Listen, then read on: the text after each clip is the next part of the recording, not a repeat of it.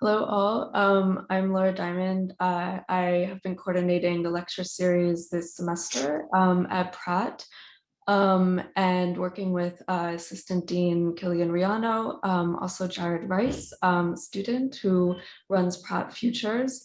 I'm really excited to welcome you all to a lecture tonight from Emanuel Admassu in conversation with Marlon Davis, who teaches here at Pratt. This lecture is the fourth Pratt Provocations lecture this semester. And the theme has been on land and infrastructure. We have a number of the lectures actually on our YouTube page, which I can put in the chat. And we actually also have an event coming up this Friday, which is part of the Venice Biennale. It's a day-long event. I'll put the registration link in the chat as well. And that event is around the theme of extract and repair. So looking at sites of extraction, but then thinking optimistically, looking in response to the climate crisis about forms of repairing, histories of extraction, which are, of course, very much connected to histories of colonialism. And I think, that is so tied to lecture tonight. I know Emanuel will be talking about the relationship between colonialism and architecture. So I'll pass it on to Marlon, and just really thrilled to see this conversation taking place this evening. I also, one thing I'll just quickly say is once we get into after the lecture and discussion, please feel free to put questions in the chat or raise your hand, and feel very much that this is sort of something that a format that is very much welcome to engagement from the audience. So, okay, Marlon. Thank you very much. I'm just going to get into it. Today, thank you, Laura, for setting the scene or setting the stage for today's lecture. I just want to make sure I just give some gratitude to Killian for allowing me to even be a part of this, be a part of the discussion, because I'm extremely excited. But I just also wanted to shout out Jared Rice, fifth year, who is the president of Pratt Futures, and he's also been helping me as well to craft some of the topics for today's event, and I'm super grateful for him for having helped me as well. And lastly, I just want to thank the School of Architecture for inviting me to moderate today for this really poignant Provocations lecture, and I'm truly honored and to have this privilege and sharing this platform with you guys. But just to give you some context on myself, my name is Marlon Davis. I'm a visiting professor here at Pratt Institute School of Architecture in Brooklyn, New York, where I teach ARC 101 design studios for incoming first-year students. I'm also a critic at the Rhode Island School of Design in Providence, where I teach architectural projections for second-year students. I'm also preparing a course titled Spaces of Erasure, Strategy of Renewal for Executive Education Department at Pratt, along with Adjunct Associate Professor Peter Macapia and a recent MArch graduate, David Tucker. Previously, I was an architectural designer at a multidisciplinary design studio called Dayon in New York City, working primarily in stage design, experiential design, online virtual environments, and 3D visual effects. But let's get into why we're here today. I'm extremely elated to celebrate the work of our distinguished guest, architect, artist, and scholar, Emanuel Admassu.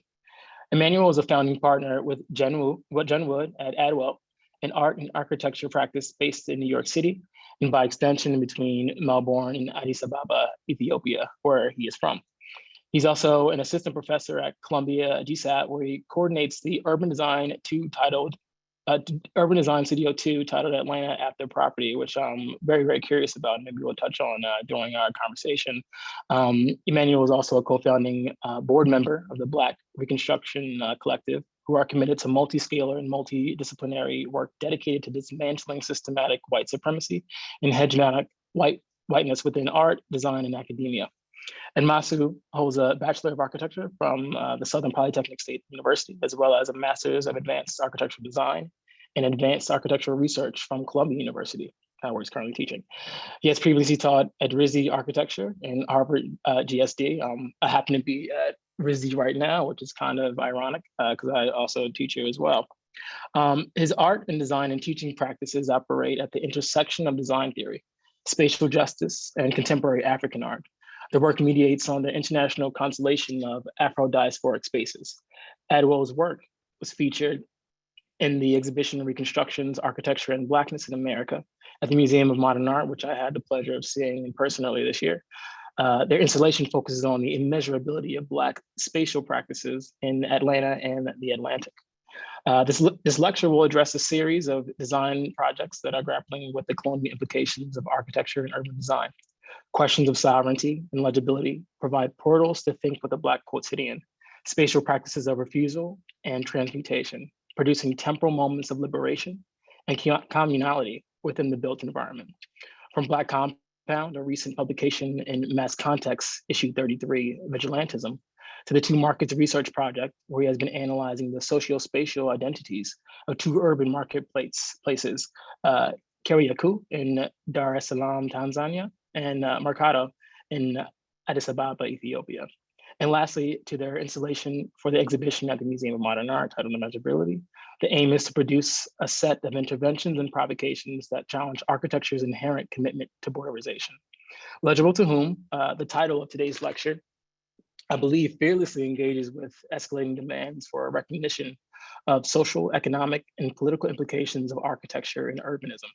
By framing Blackness in architectural terms, Admassu recognizes the urgent need to represent our geographies, communities, and stories of everyday life across the diaspora, forever injecting ourselves into the canon of architectural discourse after centuries of our absence to legitimize undervalued spatial practices. And without further ado, I'm humbled as well as incredibly honored to welcome our esteemed guest, whose work and research fully embodies the objective of the Pratt Provocations lecture series, which aims to postulate on how to confront the long history of colonialism in the built environment around the globe, and to move the needle of architectural inquiry unapologetically and without permission to radically imagine a world founded on integrity, equality, and respect. And I wholeheartedly present to you someone I truly admire, Emanuel Admassu.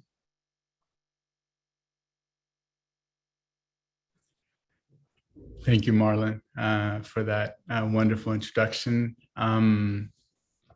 So I'll be honest, today's lecture is going to be somewhat of a collage. I'll present a set of fragments from the design work, but also from the research work. And more recently, the research work has really been kind of producing art objects for exhibitions. So I'll be presenting all of that, and hopefully within there will be some discussion about legibility. And, you know, I think when I received the invitation, the Pratt Provocations and the general kind of description of the lecture series, I was inspired to basically look back at the work and think about the things that I still find really provocative that we're grappling with in our practice, but also the things that I'm at least trying to engage with through the teaching. So I will share my screen.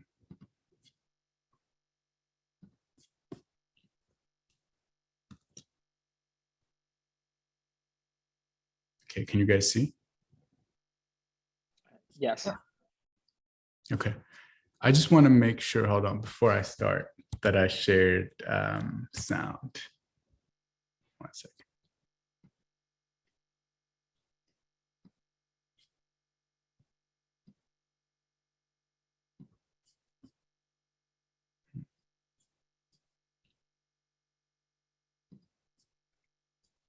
Okay.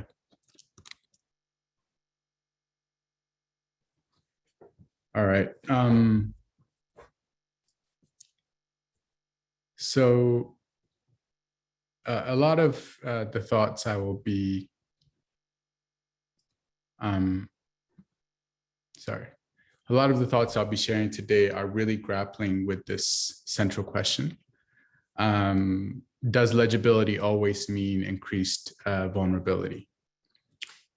In her essay, 1492, A New Worldview, Sylvia Wynter addresses the radical shift in worldview initiated by Christopher Columbus's 1492 voyage to the Caribbean. A voyage that, of course, was fundamental to our understanding of what is now called the New World. And also a particular voyage that basically initiated the vast and incalculable movement of plants, people, animals, communicable diseases, and ideas across space. So after 400 years of transatlantic slave trade, the Berlin Conference further formalized the European colonization of Africa. This infamous map of the partition of the continent really marked the intensification of the European imperial expansion, but also the actual reconceptualization of the continent into these measurable units, along with the invention of nation states. That was meant to really make the continent legible and therefore vulnerable to European fantasies of control and domination. But of course, like any image that pretends to be totalizing, the story is much more complicated when we zoom in. There are gaps and cracks within the colonial imaginary that make space for other ways of being. Gaps that constantly produce counter narratives to the dominance of the single story. So for us, engaging with the ongoing and iterative investigation of urban marketplaces in East Africa has really been an attempt to keep meditating on and lifting up these counter narratives. So if the partition of Africa is fundamental to the research we have been doing on the marketplaces in East Africa, then this etching of Savannah, Georgia by Peter Gordon is really fundamental to the work that we produced for the exhibition at MoMA called Reconstructions, Architecture and Blackness in America. And I would argue that this is an emblematic image of a particular worldview that thinks of land as something that can be measured, divided, and owned. Savannah's history as one of the hubs for the transatlantic slave trade links the captivity of land with the captivity of enslaved Africans. So in other words, the colonial project that produced the squares of Savannah also worked to make Black life quantifiable. Legibility, just as a concept, offers a challenging framework to think about space, because I would say that it actually suggests there is something more than ambiance, and materiality, or form. It requires an iterative examination of one's subjectivity and also positionality within our current world order. So what forms of representation are illegible to the dominant discourses of architecture and urban design? And what aspects of the city need to remain illegible to the machinations of the quote unquote development paradigm? So when we started working on the installation for Reconstructions, the aim was not to produce images and objects that are legible to everyone, but instead we were interested in examining the specificities of Blackness at the scale of the city, namely Atlanta, Georgia in this case, but also at the scale of the planet through the multiplicity of diasporic narratives that have been dispersed across the Atlantic.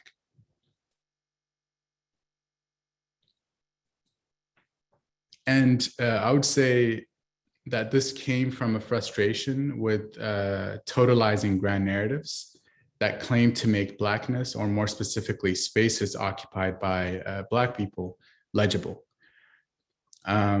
These ethnographic narratives are interested in a particular discourse around modernity, but also timelessness, without acknowledging the entanglements and asymmetries that were produced after 1492. So even more recent expeditions that spawned, a global obsession around notions of informality continue to establish a clear distinction between, let's say, the formal European city and the informal non-European city, as if these geographies aren't constantly informing and deforming one another. So certain spaces on the African continent are rendered as static and timeless, while others are rendered as chaotic. And this discourse really assumes that spaces occupied by racialized people are in some ways aberrations that need to be tamed, civilized, or developed. And this dominant discourse is really based on a certain possessive claim over the notion of the human, a colonial sensibility that really measures the rest of the world in comparison to itself.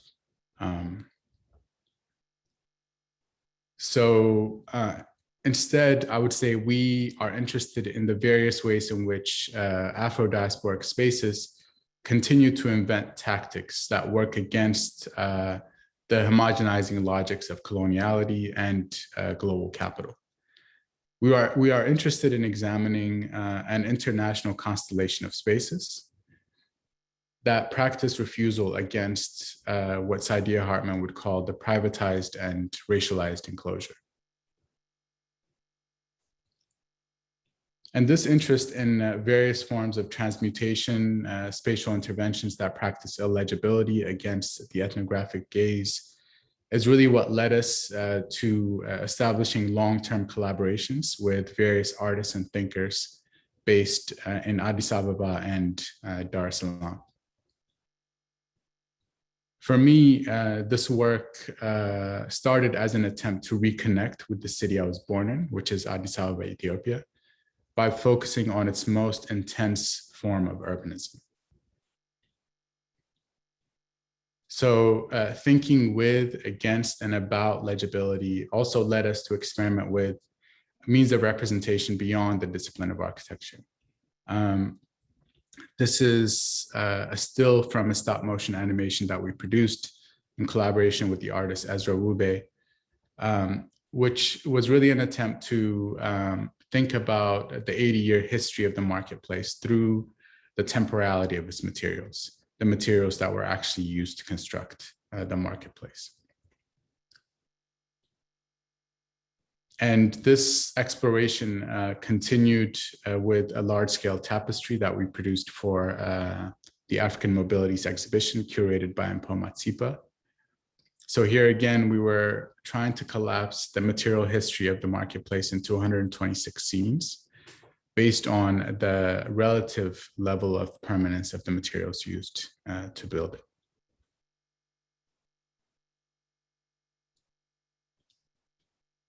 And this about 3 by 4 meter tapestry was fabricated in Egypt and exhibited in Munich.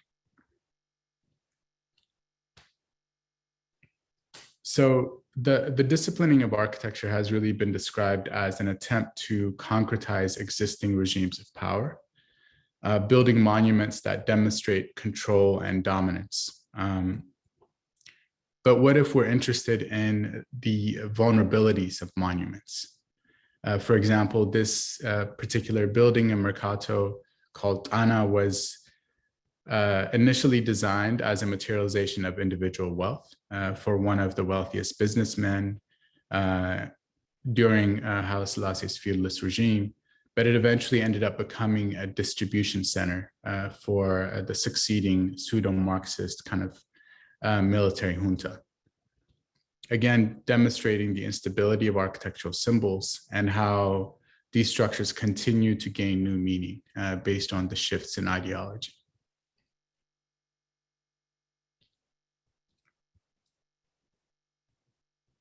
But similar to the tendencies towards quantification, measurability, and borderization that I showed with the etching of Savannah, this was a diagram that was produced for the coconut plantations and the territory that is now known as Dar es Salaam.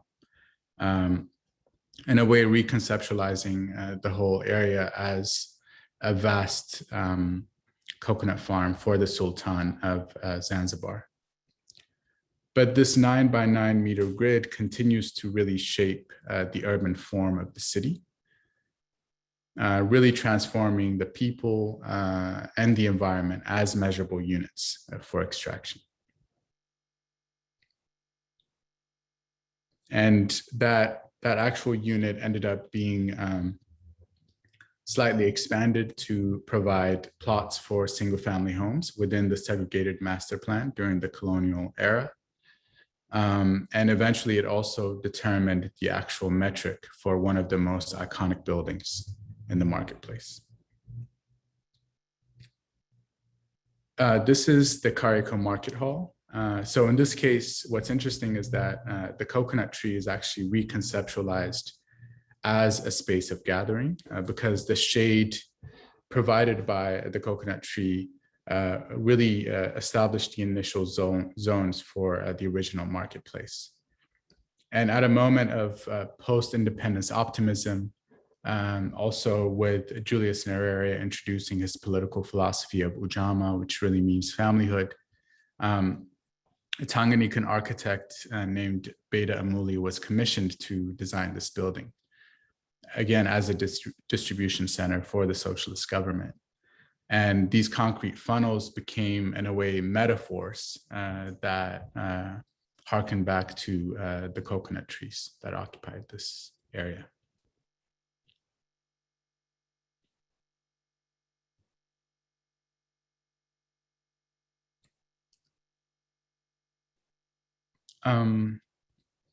Our project for reconstructions really also experiments with forms of representation that work against the ongoing quantification of Black life, conceptualizing the immeasurable spatial practices in Atlanta that refuse to be contained.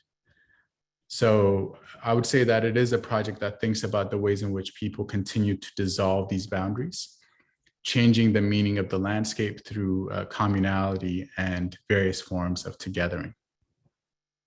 So we wanted to make an installation that engages with various forms of abstraction that present a series of uncertainties, incomplete thoughts, and forms of space making that remain elusive. But in the design practice, we're also experimenting with similar notions, how an ancient typology, but also a typology that is ubiquitous throughout the continent of Africa, like the compound house, could actually be reinterpreted as a kind of dense multifamily typology in the 21st century. One of the first projects that we did was reflecting on the condition of the compound itself as a space that is extremely porous, but also allows for a series of indoor and outdoor events, but also provides an expanded definition of family and kinship. So a compound house can house anything from a wedding to a series of religious events, but also, you know, extended coffee ceremonies. So one of the first projects that we designed really tries to extend some of the virtues of the compound house by providing these 2 new homes for siblings who are returning back to Ethiopia after having lived in the US for several decades. And the design is really straightforward. It's a simple post and beam structure that is infilled either with stone that matches the compound wall or glass. And we devised a simple canopy and landscape strategy to unite the two new homes with the existing structures on the site.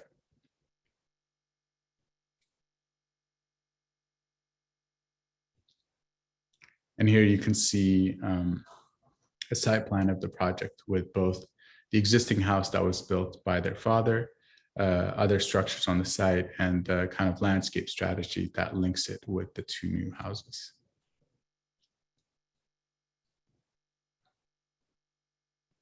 And this is a view from within the compound.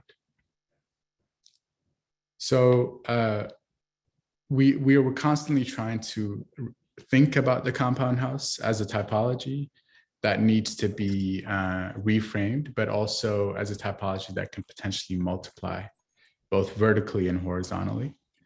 And this is a house that we designed where, in this case, we were just thinking about the outdoor spaces that usually surround the house, almost creating an island within the compound.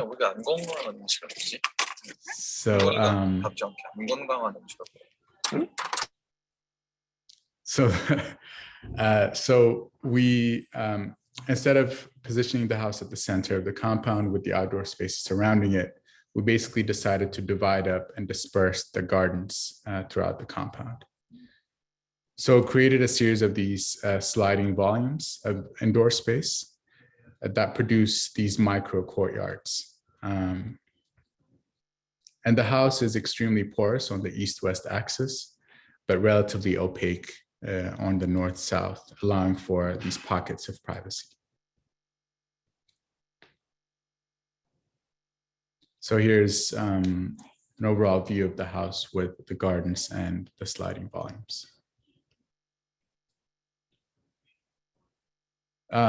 In my lifetime, the population of Ethiopia has essentially doubled from about 50 million to about 100 million. So a lot of the thinking recently has also been about finding ways to multiply the compound houses vertically. And this is a recent project that we did where we basically stretched the compound wall vertically, 6 stories, creating a series of these multifamily units. And the project operates similarly both in plan and in section. On the left is the plan diagram, and on the right is a section. So each one of the floors has 2 apartment units within it. And within the compound house, you can basically begin to see a series of these arrayed vertical gardens. And on the left is the 4 sides of the compound wall. And on the right is the actual envelope of the building.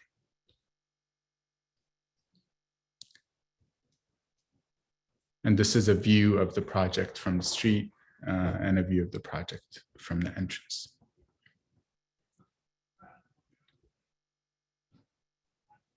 This past summer, when we were shortlisted as one of the teams for the Flatiron Plaza public competition, we decided to basically reflect on the history of the land that is now considered to be Flatiron Plaza, from the Lenape people to its proximity to a vast potter's field that was almost next door to the site, and the fact that it's basically a few blocks away from where they traded enslaved Africans. So we designed this installation just as an opportunity to basically enclose oneself within the cone and have direct access to what is immediately above or below. And once you enter into the cone, you basically enter into this gold faceted undercroft.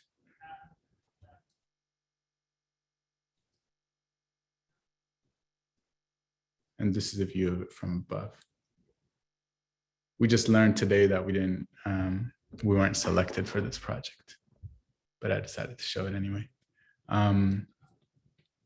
So part of the work is also really thinking about the various ways in which the mythical is really embedded within the ordinary.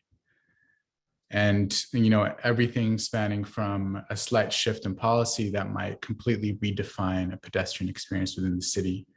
In this case, in Dar es Salaam, the previous president, John Magufuli, legitimized street traders, and that completely redefined the way the streets operated within the marketplace. But a lot of the drawing within the Two Markets project is really trying to find ways to equalize these ephemeral spatial practices and the built form of the actual structures in the marketplace. But also these various elements like these white Isuzu trucks that would link the marketplace to the port of Djibouti, and how the presence of these Isuzu trucks actually begins to reshape the buildings, like this elliptical building that has a gap in the middle to allow for the Isuzu trucks. But we're also interested in the various rituals, for example, this juxtaposition of one of the largest mosques in Addis Ababa next to one of the largest churches. And this was, of course, designed during the Italian occupation to incite animosity between these two communities. But almost 80 years after, the initial construction of these structures, you basically hear the rituals shifting back and forth between these two compounds.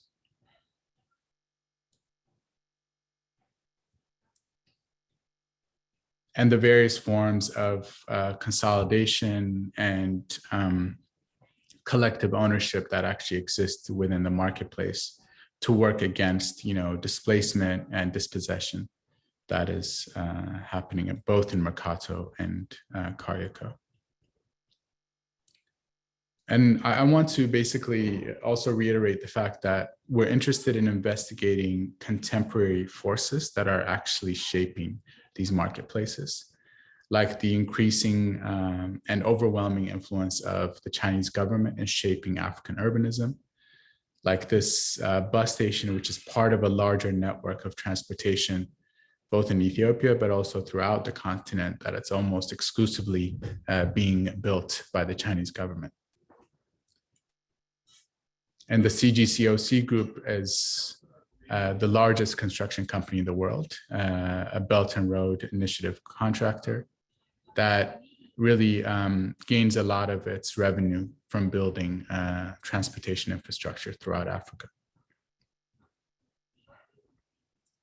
But also the ongoing battle to gain control of 5G networks within both Tanzania and Ethiopia, between these multinational companies, and how that negotiation is happening in real time, and it has material implications.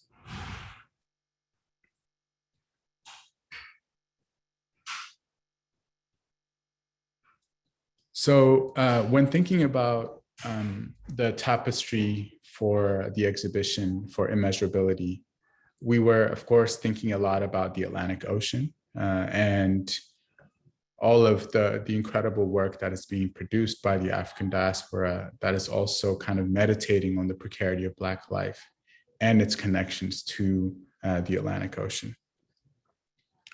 So the Mid-Atlantic Ridge is this rift on the ocean floor that exists between Africa and the Americas. It is, of course, a space for an incalculable loss of Black life during the Middle Passage, but it is also a space that really prefigures a global Black aesthetic and the kind of constellation of diaspora that are dispersed throughout the world. And as we were doing initial research on the Mid-Atlantic Ridge, we also discovered that one of the materials found on the Mid-Atlantic Ridge is this Black sand called magnetite, which has magnetic properties. And we decided to use it as the primary material to render the bricks and everyday spaces of Atlanta.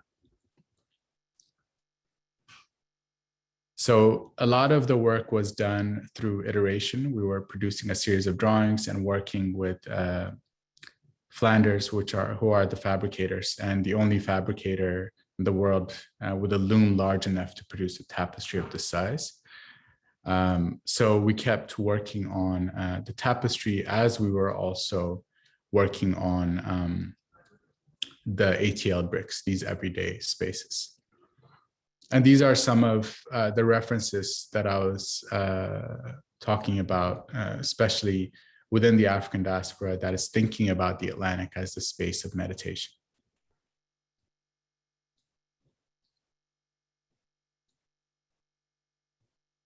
And the work we produced is, of course, very much trying to be in conversation with these works.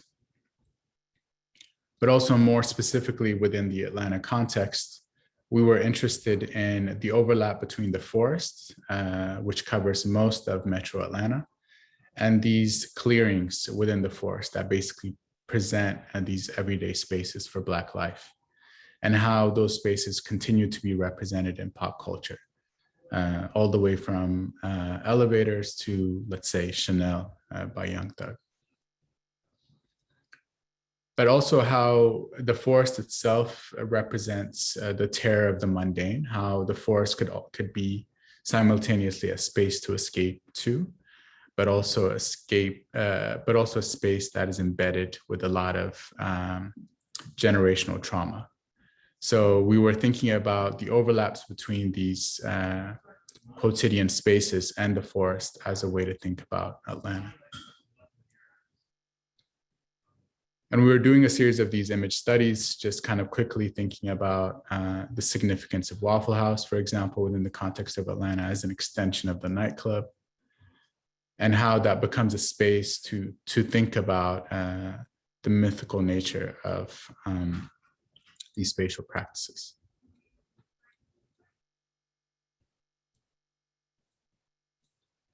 But if I had to select one image that we kept coming back to think about immeasurability, this is probably that image, an image of college students during Freaknik in Atlanta in 1994. Again, the traffic jam that was produced from Freaknik ends up reinterpreting the street as a site for a cultural production. So these were the types of spatial practices that we were interested in thinking with, but also the types of spatial practices that remain illegible to architecture and urban design.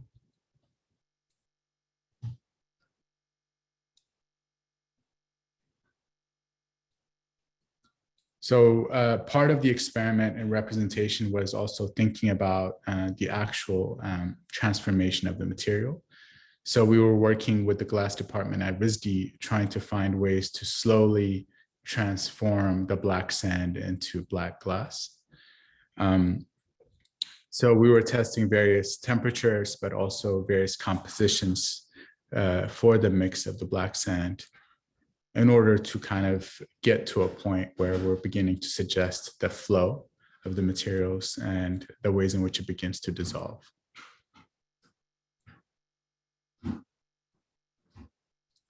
And simultaneously, we were also thinking about the cone itself that would house the bricks, and how the cone itself could have its own identity that links it to the Mid-Atlantic Ridge.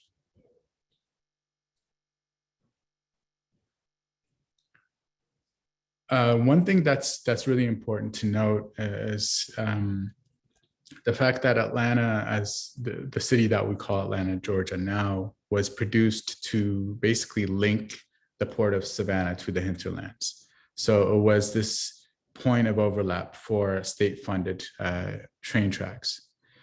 And what's interesting about those train tracks within the context of Atlanta is that they basically reproduce a miniaturized version of the Mid-Atlantic Ridge, dividing the predominantly white North Atlanta from the predominantly Black South Atlanta. And again, basically thinking about the North as a zone of accumulation and the South as a zone of extraction. And we composed the bricks as a day in the life of a person. So we were also working with a musician from Atlanta, Tafari Williams. And we constructed this plot basically from someone leaving their home in South Atlanta and going to work and returning back home. And that is what fed a lot of the thinking for the ATL bricks. The cone itself has two shelves. The bottom shelf housed the speakers for the soundscape that was being projected.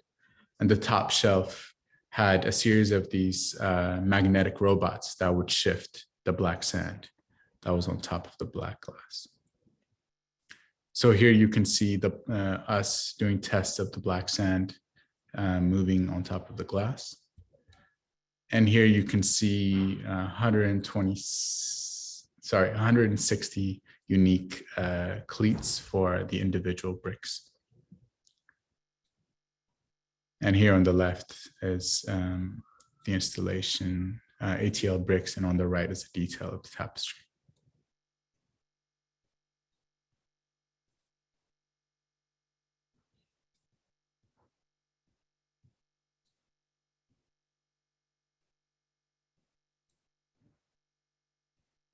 So we also produced these two large collages that frame the wall for the installation.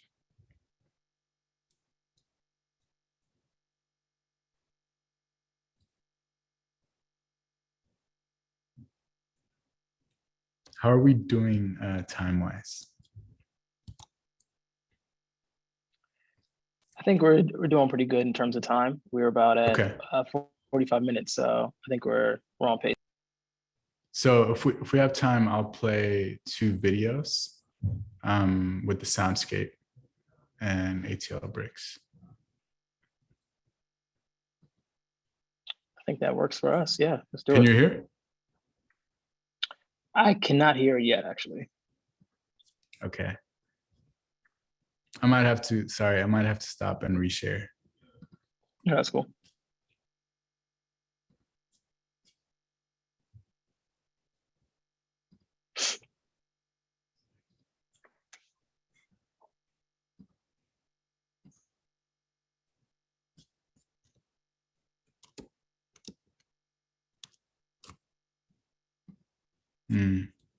All right, it's not letting me.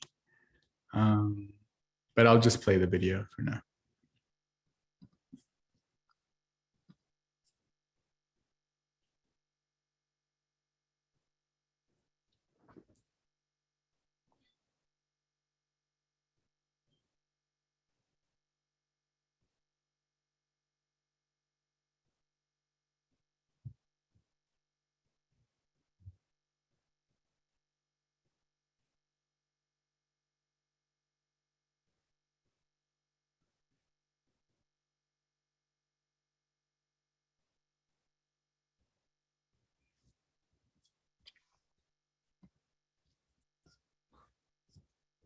All right.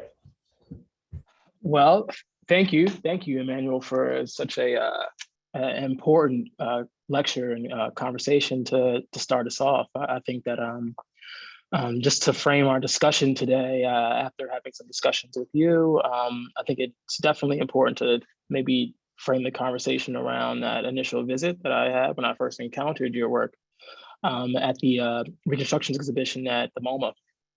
The things that really stuck out to me, one, just as a whole exhibition, it was the first time I ever felt seen in architectural discourse. I think having studied architecture and landscape architecture over the last decade now is the first time I've seen something that felt familiar. So when I walked into the exhibition, initially I saw, of course, the intro text with reconstructions, and I read the text. And when I came around to your exhibition, the first thing that definitely stuck out to me was this picture of or the image of the Waffle House, or the Waffle House sign in the midst of this in the forest in Atlanta.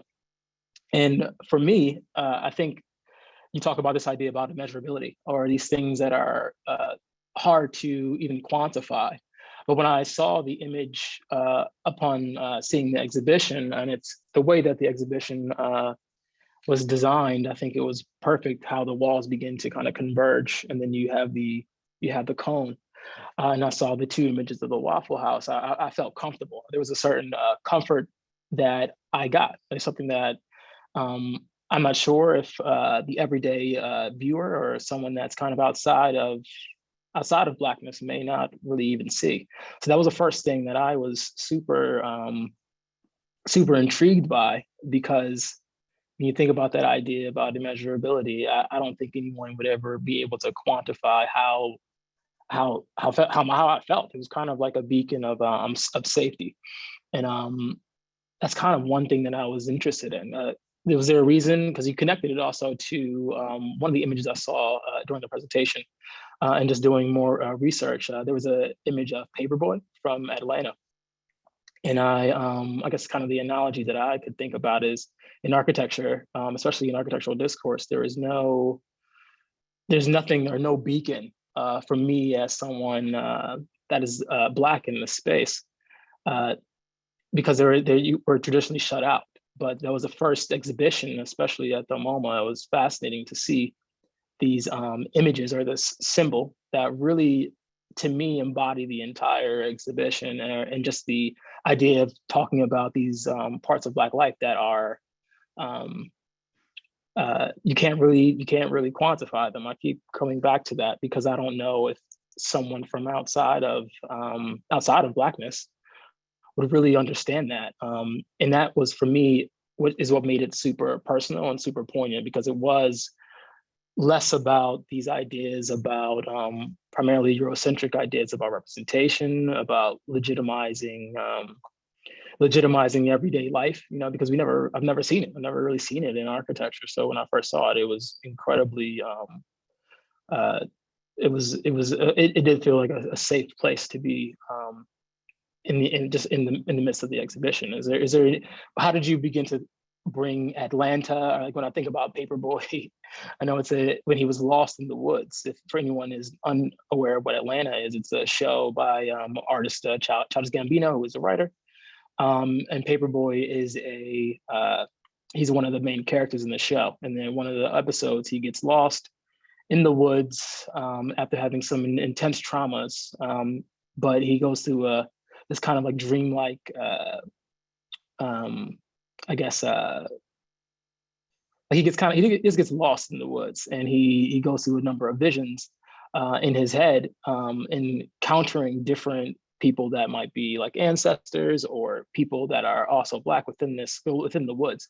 But I can imagine this, if he had seen the Waffle House, if he was able to see that, I think it would lead him out into a place of safety. So that was fascinating. How did you decide to use Atlanta and connecting these ideas about Waffle House and the everyday Black experience? That was a beautiful, my first encounter. Yeah, thank you for that question. Yeah, I'll just say, I was in Atlanta for basically high school and undergrad, the most formative years of my life.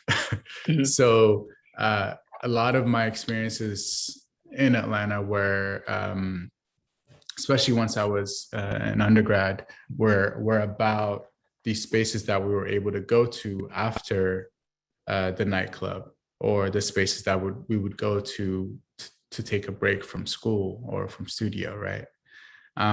And I think there are a lot of images of spectacular Blackness that are represented in media overall.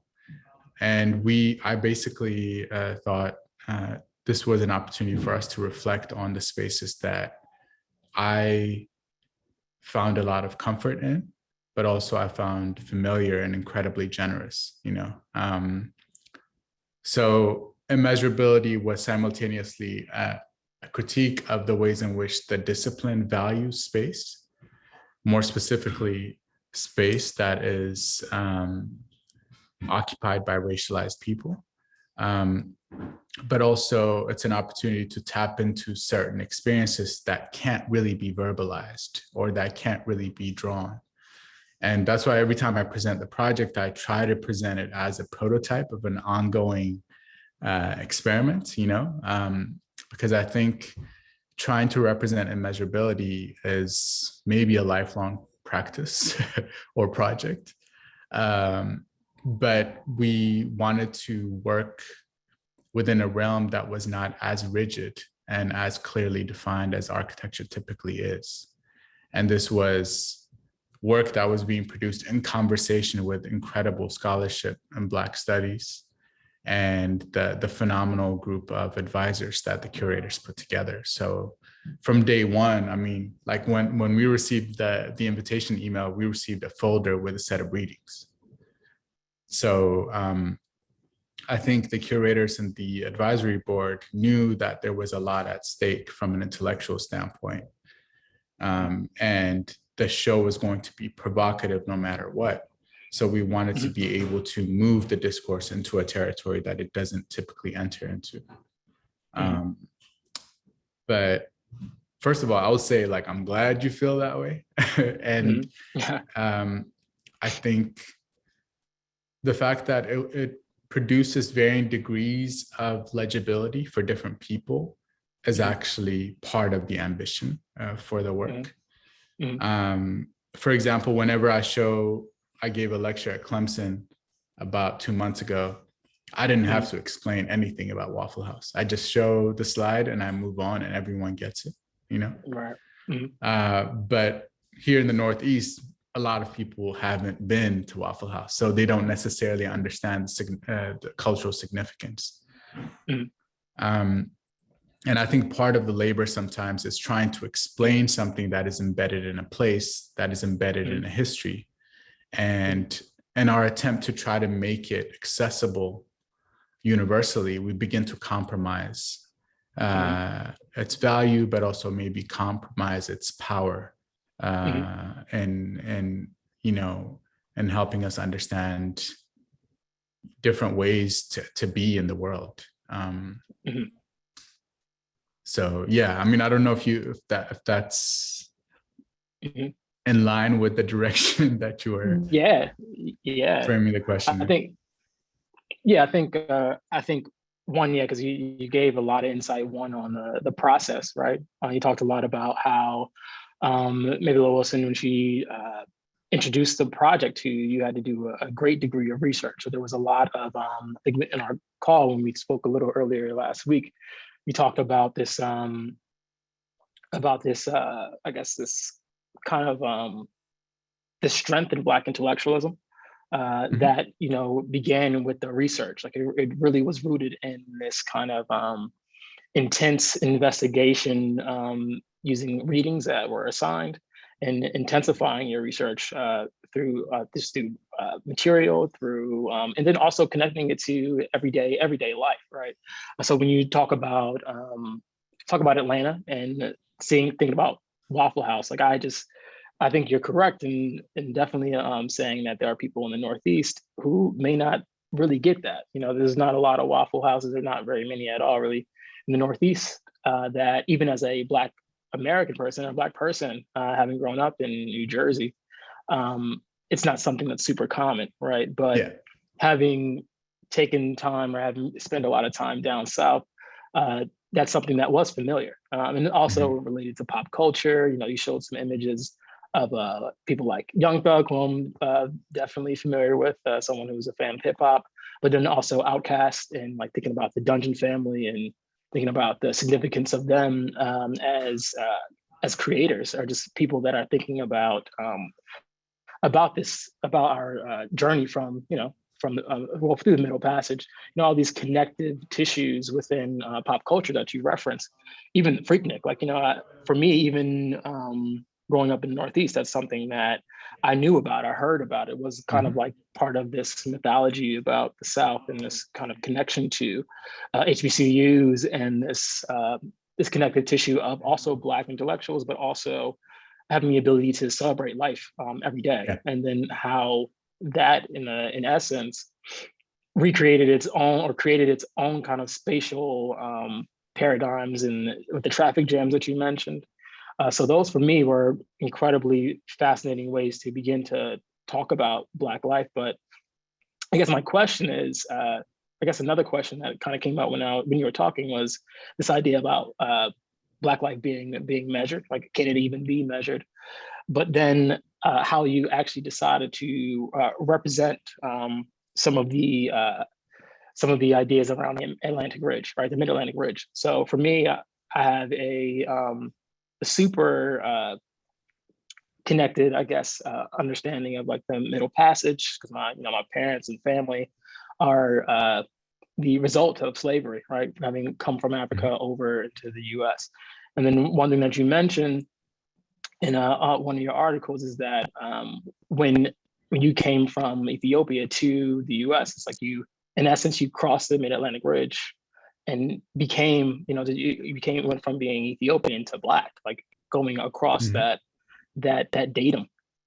And for me, I think that was an interesting way to begin to talk about that. But even in terms of representation, so my question really is how did you decide how to begin to represent these narratives in this kind of mythical way, right? Even when I look at the ridge on the tapestry, when I was at the exhibition, it kind of seemed like it was kind of like a visualizer, like if music is kind of like reverberating across each continent, right?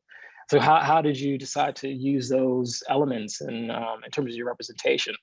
Because there are things that you've mentioned that traditional architectural representation failed to do. They failed to, I guess, show or even, failed to show any ideas about social life, which I always think about as I begin my teaching career, like teaching architectural projections. But every person that is cited in that text or any text that I use they're all European, right? They're either French or they're Italian or German, but there is an absence of ideas related to people in space, which is kind of odd because architecture is the promise or is a promise of I guess like a spatial experience, right? But then when you go back into those ideas about quantification and division or dividing land and property, it's almost like people are taken out. So how did you begin to think through that or represent that? Yeah, I mean, again, like I want to be completely honest in the fact that a lot of it is just driven by reading contemporary thinkers and folks who are really trying to grapple with what it might mean to live, in the 21st century, what it might mean to kind of be embedded within racial capitalism. And one of the texts that we kept referencing was an Achille Mbembe text. He's a philosopher and kind of political theorist, and he has this text called Bodies as Borders. And he is making an argument that nowadays being a racialized person means you become a moving border, right? So the border is not a line drawn on landscape, it's actually your body.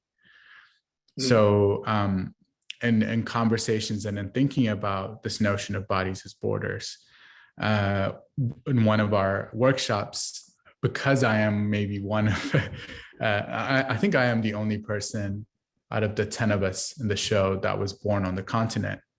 There was this discussion that we need to think about the ways in which Blackness got here in the first place. But also the ways in which race was constructed, right? Like race was constructed in order to justify slavery and to justify colonization.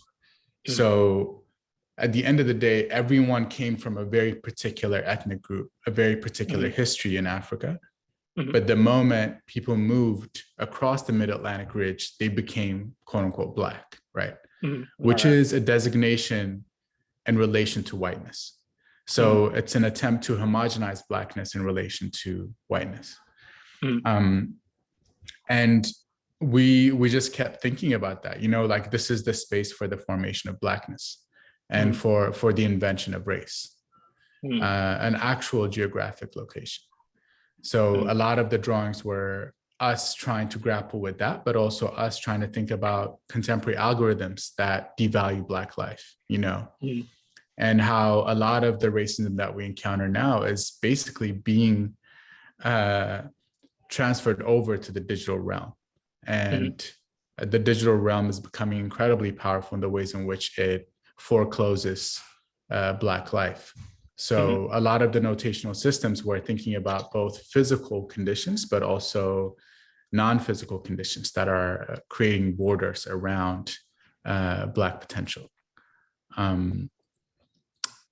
But yeah, and you know, quite literally for me, as you mentioned, when I was living in Ethiopia, everybody around me was Ethiopian, right? Right. So I didn't have to wake up every day and see myself as a Black person. But when I moved to this country, I was able to kind of, even though I was aware of it, there's a certain confrontation that happens when you actually land here and start living here. And a lot of that was understanding oneself as being different in relation to someone else. And that ongoing process of racialization was what I was trying to grapple with in the production of that tapestry as well. Yeah.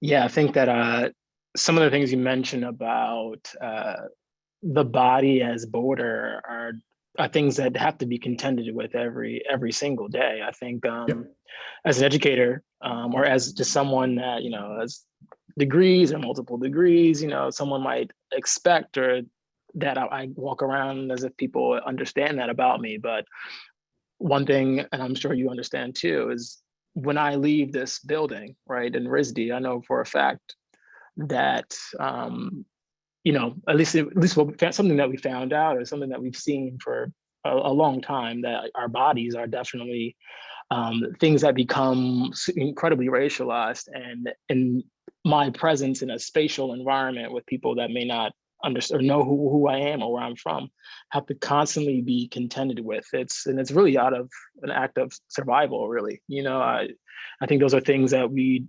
contended with things like George Floyd. You know, there's, I think one of your articles, the Black Compound article in Vigilantism. I mean, on the Vigilantism issue, you kind of talk about how those spaces of our everyday lives were getting penetrated by these virtual environments, right? And the idea of our bodies as borders, I think, were incredibly they were so poignant during that time that you understood that if you move around in space, you know, you're constantly representing you're constantly representing a kind of racialization. Just because I can't even hide it. Like, neither of us can hide it. They're in your face, you know, which I think is interesting. But then you also talked about this kind of I'm referencing a lecture from Walter Hood. Was in recent. I mean, I saw recently about this kind of like back to origin story. And I think when I think about the Mid-Atlantic Ridge and this spatial place to kind of connect to, I think of it as a really strong way for me to connect, because I think in a way, I think you mentioned when you came from Ethiopia to the US, you had to kind of contend with this idea of race, you know, like, because it is a construct. It's constructed as soon as you cross the ridge, you become, everything in the US becomes racialized, right?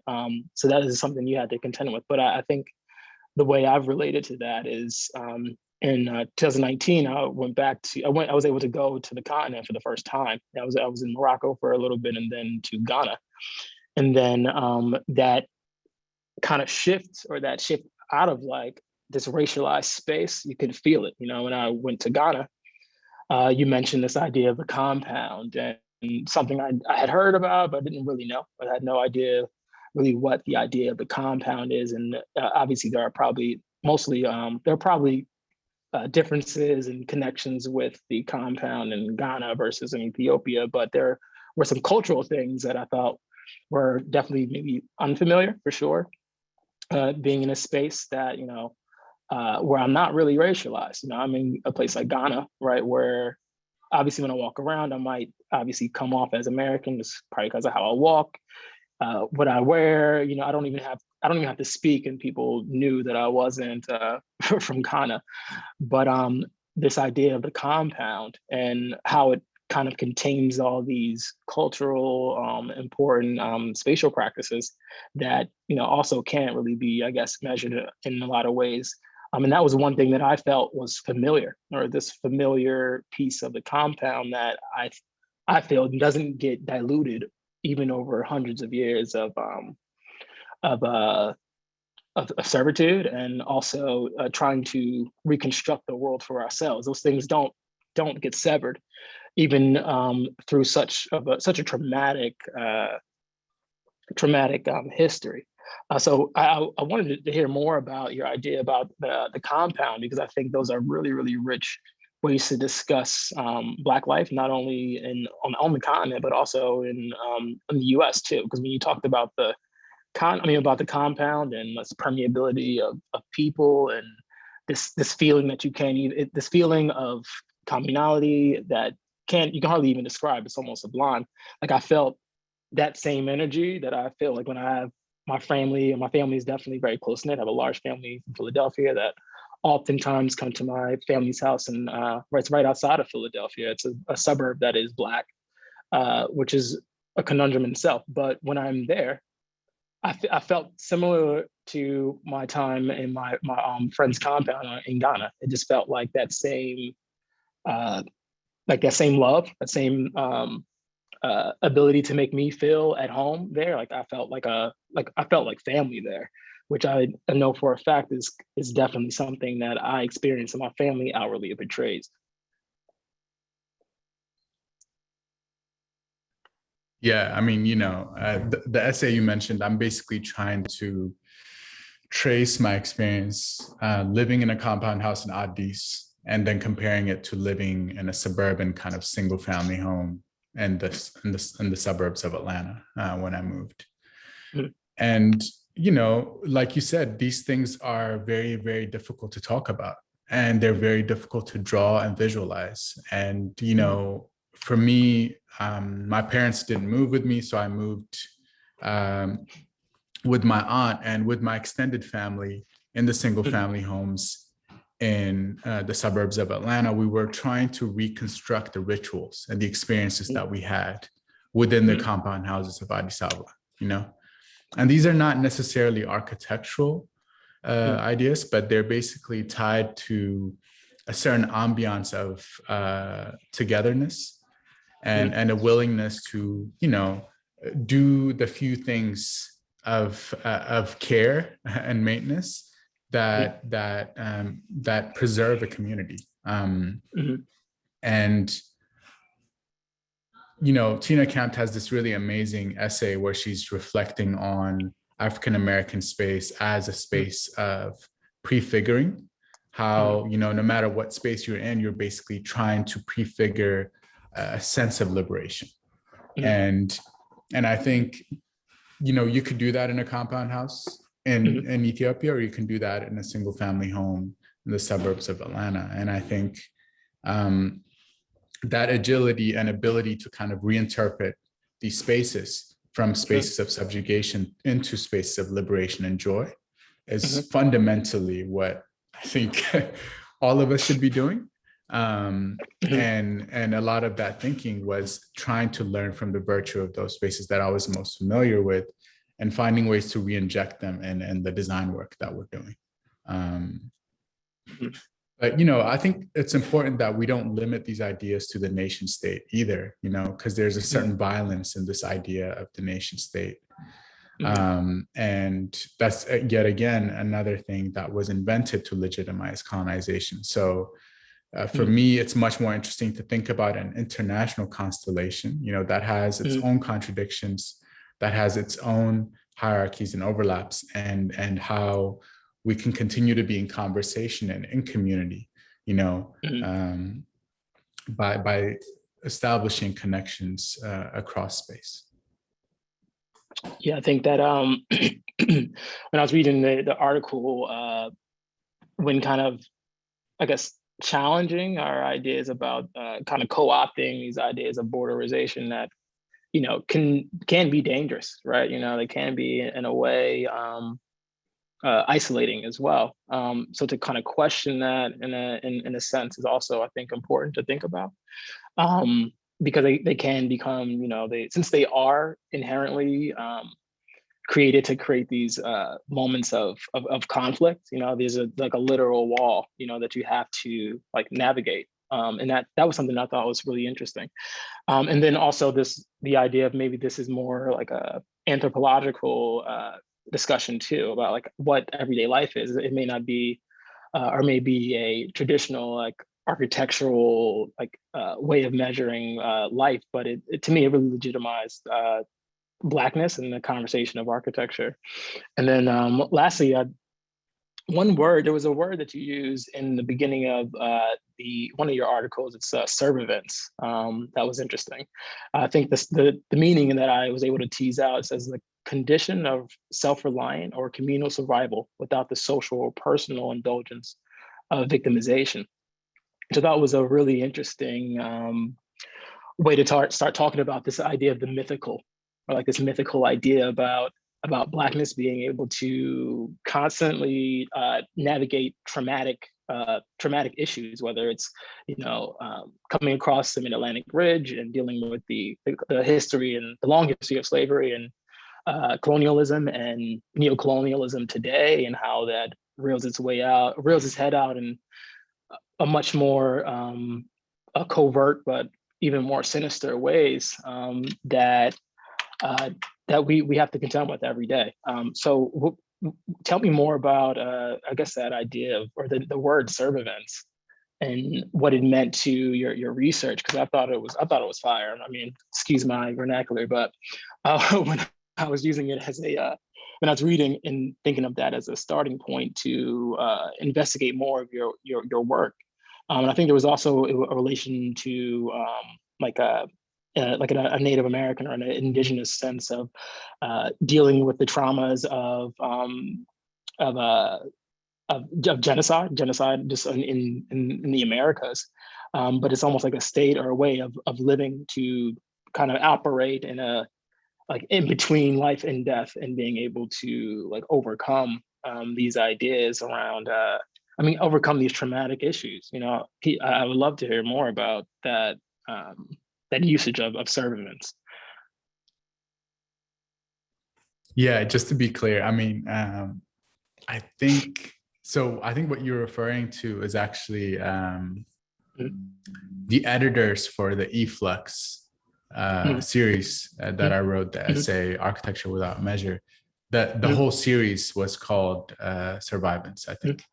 And and I think they established that framework. But for me, at least when my partner Jen and I were working on that essay, we were thinking of immeasurability as a form of survivance. And I think this is also tied very much to issues of property, and how we value human life based on property. And a lot of the thinking in Architecture Without Measure was really about identifying moments where people refuse any type of measurement, or any type of borderization. And that is also linked to the failure of representation. Representation is always incomplete. It can never represent the full complexity of these spaces and cultural conditions that we're interested in. So how do you continue to engage with a practice that is a form of failure? So when I'm thinking of illegibility, I'm not saying that we should make everything legible or we should make everything visible. I'm saying the decision to be illegible could also be a political decision, and that could be a form of resistance on its own. So we need to have a way of valuing and kind of foregrounding those practices that work against the value systems established by our disciplines. So yeah, but I mean, I can say a lot more about that, but I think there's always a need to imagine liberation, even though we might know that it's never fully achievable. But the imagination and kind of the use of creative practice as a portal to transport us to these different spaces is part of, I guess, what we're trying to do, Yeah, I think that's an interesting way to kind of frame some more of the discussion, because I'm really interested too, thinking about this kind of back to origin, or this return, and I'm really interested in the Two Markets project, primarily because I'm thinking about the way in which just the way the continent was kind of cut up and divided and by a number of European countries that, you know, were trying to tease out resources, right, or tease out all these resources for, you know, capital gain, right? And then currently, and it's been happening for a number of years, it's almost this new scramble, right? The idea of like this new scramble for Africa, right? And I think one thing you mentioned, one just in the idea of the Mid-Atlantic Ridge now becoming a site of extraction of resources, but it's also has a lot of historical significance that still has yet to be uncovered. But then when you also are connecting these ideas about extraction of resources and who is in the cities you mentioned, markets you mentioned, like who is beginning to design infrastructure and spaces and begin to extract, but suggest that they are beginning to build infrastructure for a more productive society. But in essence, there is this idea or kind of the sinister look or sinister idea. So can you talk about, I'm really curious to know about the Two Markets project and your ideas of representation to show that act of resistance in those spaces. I also think there are some questions from the students. Should we hear those as well, or should I just respond to your question? Oh yeah, for sure. Oh, for sure. I was going to segue after this one because I knew we were probably talking a lot. Because I can go all day. I should have never let me do the lecture, but I'm excited to just continue the discussion. But I would love to look at a few questions. If Laura, you can help me kind of tease them. Yeah, there is a hand.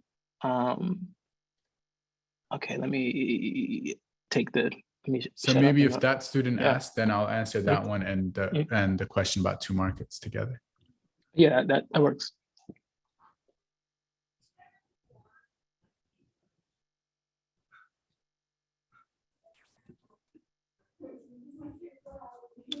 Oh, how's it going? Hey, how's it going? Well, it's been a while now since I had my hand raised, so I don't really remember what it was I specifically was going to speak about. But it's all good though. I just been listening.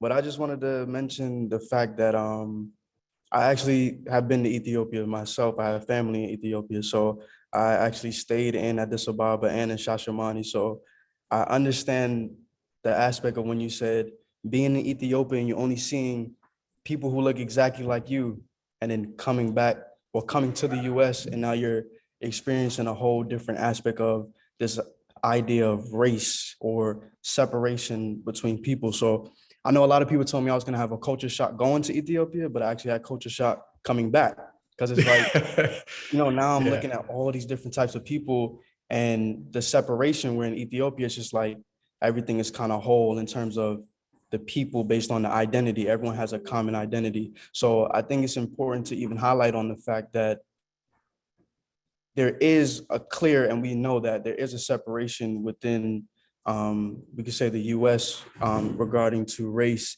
but now having representation, even for me to be here listening to you speak on the way that you have incorporated culture or, the Black identity into architecture is interesting and intriguing. And also it makes me,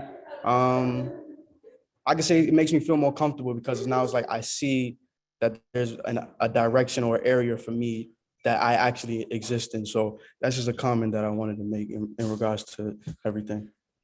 Thank you.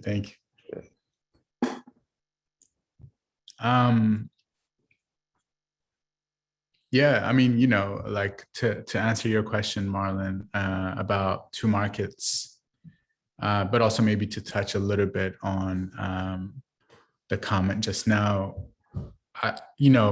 Two markets, for one, like I was saying, was initially an attempt to reconnect with a place that I moved away from, but in going back to the place, you begin to realize that there's a larger superstructure that unites all of these spaces that we occupy. So that began to reorient the research and also the discussion. So the initial research or focus on the marketplace in Addis was driven by the fact that the merchants were inventing new forms of collective ownership that were working against, gentrification and displacement. So the government was going to buy out the whole or sell the whole neighborhood to a Malaysian developer, and they were going to develop it into one of those typical central business district kind of zones. And the merchants instead came together and started forming cooperatives and building the buildings themselves. So that was the first clue for me to understand that there's a great degree of invention happening within these marketplaces, just because of the simple fact that people have incredibly tight-knit communities. And we wanted to find ways to examine the spatial implications of these social structures. So that's what led to the marketplace research. And, as we went further and we started kind of looking at Dar es Salaam, then the interests began to shift because, it's really almost an attempt to identify difference within a context that is often rendered as homogeneous. Tanzania and Ethiopia are relatively close to one another geographically speaking, but they have radically different histories. Tanzania has experienced extended colonization, almost 400 years of some sort of imperial intervention, whereas Ethiopia has been relatively cloistered, and just even comparing those two histories begins to help you understand how the cities are different and the cultures are also radically different. But to add another layer to that, there's an ongoing process of what I would say coloniality, where there are multiple global forces that are also shaping these two marketplaces. And that's when you begin to identify the overlaps with, let's say, the influence that the Chinese government has, or the ongoing negotiation over 5G networks, et cetera.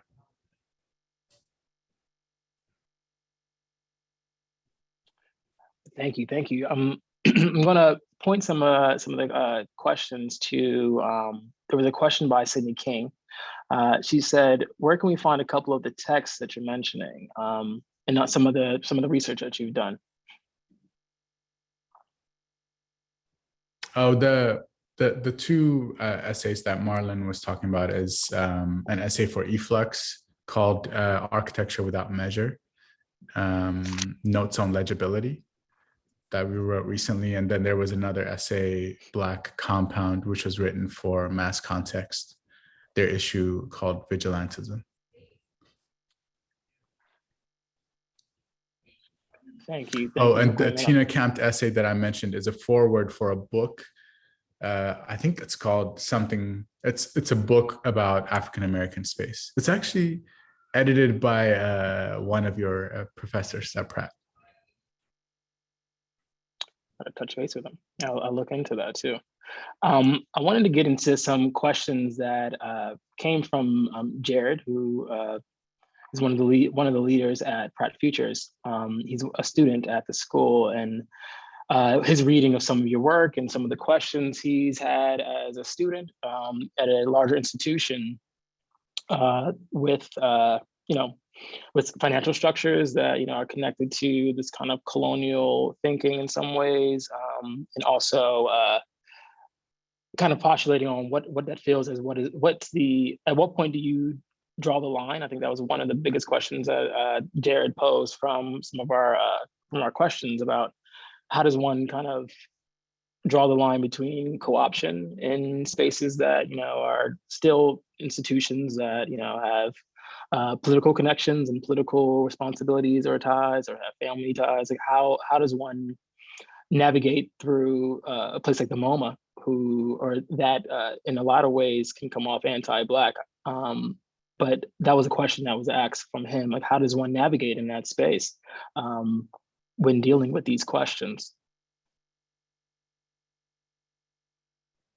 Yeah, I mean, look, I think so. One thing I would say is a lot of the institutions that we operate in could be considered as anti-Black. So I think that the fundamental ambition here is to find forms of resource allocation or reorientation that temporally, redirect these spaces. And I think, the curators, both Sean and Mabel, did a really beautiful job at building an infrastructure around the show through the advisory committee, through the events that they were holding, et cetera, making sure that the show gets, the resources and the time that it requires. But at the end, it became very clear that, the museum as a structure was not really willing to support the show fully. And I think, from the very first discussion that we had in the workshop, it was really a discussion about how do we use these resources against their aims, right? And for us, the formation of the Black Reconstruction Collective was one of the most powerful things to happen because of the show. And I think, hopefully we're still in an institution building mode, but hopefully the legacy of the BRC will allow for those conversations to exist in multiple institutions well beyond the MoMA. But I think you have to enter into these spaces knowing what what they're made of structurally and finding ways to redirect some of that energy and some of those resources. And I think you can say the same about a lot of academic institutions. You can say the same about a lot of cultural institutions. But I think it's also important to note that it's an iterative process, I could definitely see a situation where even the BRC, unless we're really careful about the way we are promoting specific projects and working together, it could begin to impose a certain type of violence as well. So I think just finding ways to hold ourselves accountable and making sure that, these powerful institutions will eventually absorb everything that is against them is precisely why we have to be iterative and kind of find ways to be somewhat agile.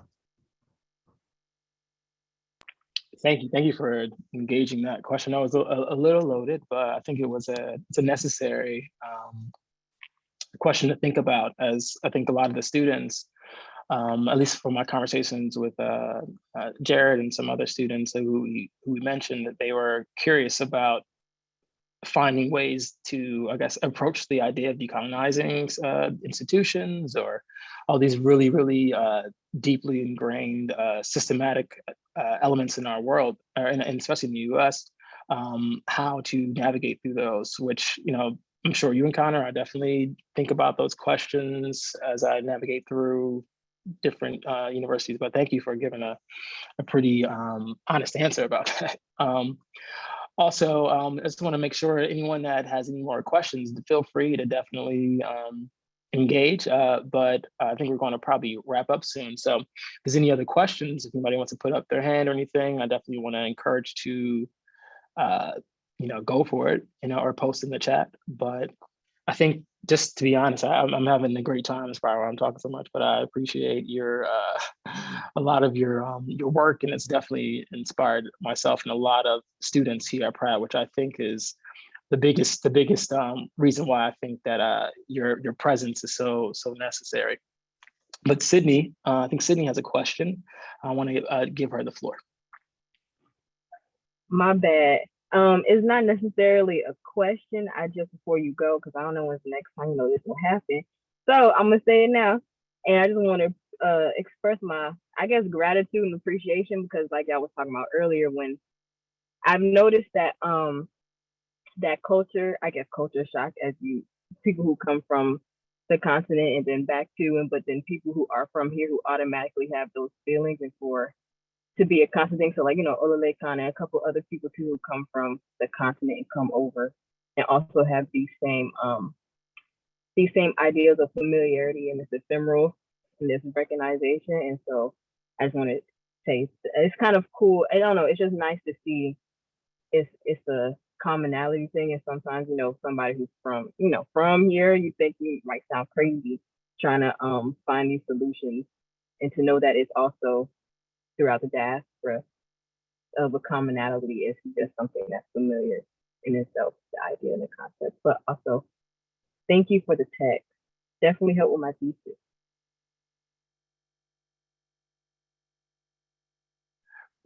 Thank you, Sydney, for those comments. I always appreciate your commentary. But I totally agree that those are super poignant things that we need to continue to discuss. But I just want to make sure, Emmanuel, do you have any final words before we begin to wrap up? Because I think it was such a fruitful conversation today. Yeah, I mean, it's fun. It's always fun to try to find ways to talk about the work. For me, like in our practice at Adwo, it's been difficult to find ways to talk about both the design and the research work together. I've given a lot of talks where it's just the research work or it's just the design work. And this was kind of an attempt to try to do both. But yeah, I just, to the students, I just want to say it's an incredibly inspiring time where a lot of people are thinking about these things in very, very interesting ways. And there's a lot of knowledge already out there in other disciplines, and finding ways to bring that knowledge over to the realm of architecture and urban design is super urgent. So yeah, thank you all for having me. Thank you for sure. And just want to give you a round of applause. I could put up your hand if you want to. I see some hands. I see some hands in there. But thank you again. And if Laura or Killian has any final words, I think that we can wrap for sure. And I appreciate your conversation, and hopefully not the last conversation. Thank you again, Emanuel. And I'll see you soon. Thank you so much. Thank you. Yes, thank you, Laura. Thank you, Killian. Yes, and as Killian put in the chat, please feel free to join us Friday for Venice Biennale Extract and Repair. And thank you for this amazing conversation tonight.